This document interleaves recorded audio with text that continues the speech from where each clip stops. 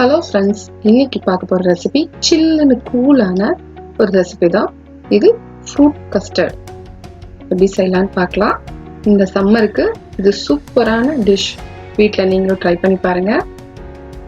எப்படி பண்ணலான்னு பார்க்கலாம். வெல்கம் டு விஜய் சமையல்.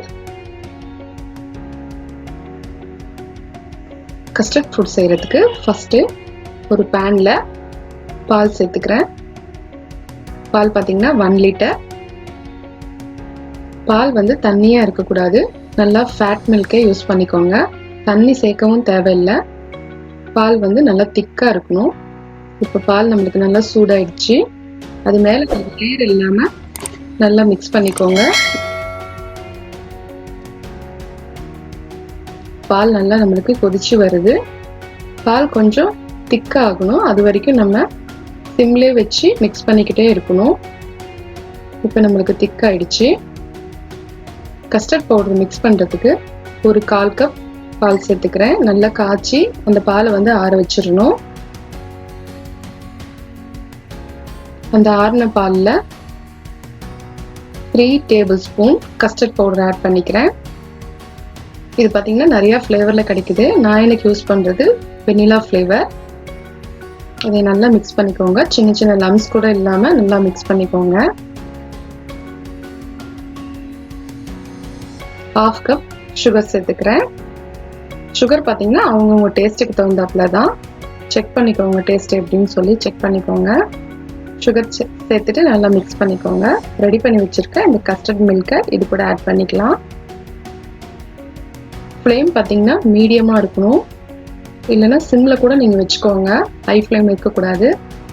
இது ஊற்றுனதும் பார்த்தீங்கன்னா கொஞ்சம் நல்லா திக்காக வரும், நல்லா க்ரீமியாக வரும். ஒரு கொதி விட்டிங்கன்னா போதும், நல்லா க்ரீமாக எம்மியாக சூப்பராக வாசமாக டேஸ்ட்டாக இருக்கும். இது நல்லா கலந்துக்கோங்க. இப்போ நம்மளுக்கு கஸ்டர்ட் மில்க் ரெடி ஆயிடுச்சு. இது கூட நல்லா ஹெல்த்தியான ஃப்ரூட்ஸ் எல்லாம் நம்ம ஆட் பண்ணிக்கலாம். நான் இன்னைக்கு சேர்த்துக்கிறது 1 கப் ஆப்பிள் சேர்த்துக்கிறேன். ஆப்பிள், 1 கப் மாதுளை முத்துக்கள், 1 கப் பன்னீர் கிரேப்ஸ், 1 கப் வாழைப்பழம் எல்லாம் குட்டி குட்டியாக நல்லா பொடியாக கட் பண்ணி சேர்த்துக்கோங்க. அது கூட பாதாம், முந்திரி, ட்ரை கிரேப்ஸ் இதை ஊற வச்சு பொடியாக கட் பண்ணிக்கோங்க. இந்த ஃப்ரூட்ஸ் கூட இந்த நட்ஸும் சேர்ந்து நம்ம சாப்பிடும்போது ரொம்ப சுவையாக நல்லா இருக்கும். நம்ம செஞ்சு வச்சிருக்க அந்த கஸ்டர்ட் மில்கை ஒரு பவுலுக்கு ட்ரான்ஸ்ஃபர் பண்ணிக்கிறேன். இது பார்த்தீங்கன்னா ஐஸ்கிரீம் டேஸ்ட்லேயே இருக்கும். கட் பண்ணி வச்சிருக்க ஆப்பிள் சேர்த்துக்கிறேன்.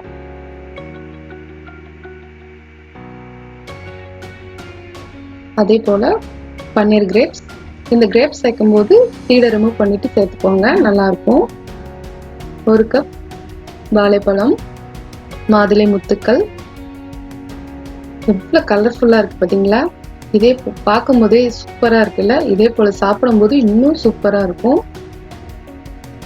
இதை நல்லா மிக்ஸ் பண்ணிக்கோங்க.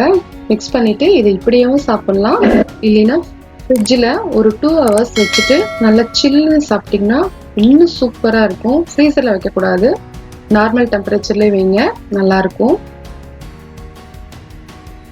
ஃபைனலாக நம்ம பொடியாக கட் பண்ணி வச்சுருக்க அந்த பாதாம் முந்திரியை சேர்த்துக்கிறேன். இந்த சம்மருக்கு சில்லுன்னு இதை செஞ்சு சாப்பிட்டு நல்லா என்ஜாய் பண்ணுங்க, ரொம்ப நல்லா இருக்கும். இந்த டிஷ் உங்களுக்கு பிடிச்சிருக்குன்னு நான் நினைக்கிறேன். நம்ம சேனலை இதுதான் நீங்கள் ஃபர்ஸ்ட் டைம் பார்க்குறதா இருந்தால் சப்ஸ்கிரைப் பண்ணிக்கோங்க, மறக்காமல் லைக் பண்ணுங்க. உங்களோட கருத்துக்களை தவறாமல் கமெண்ட் பாக்ஸில் கொடுங்க. நாளைக்கு திரும்ப வேற ஒரு டிஷ்ஷோட திரும்ப உங்களை வந்து நான் மீட் பண்ணுறேன். Thank you for watching.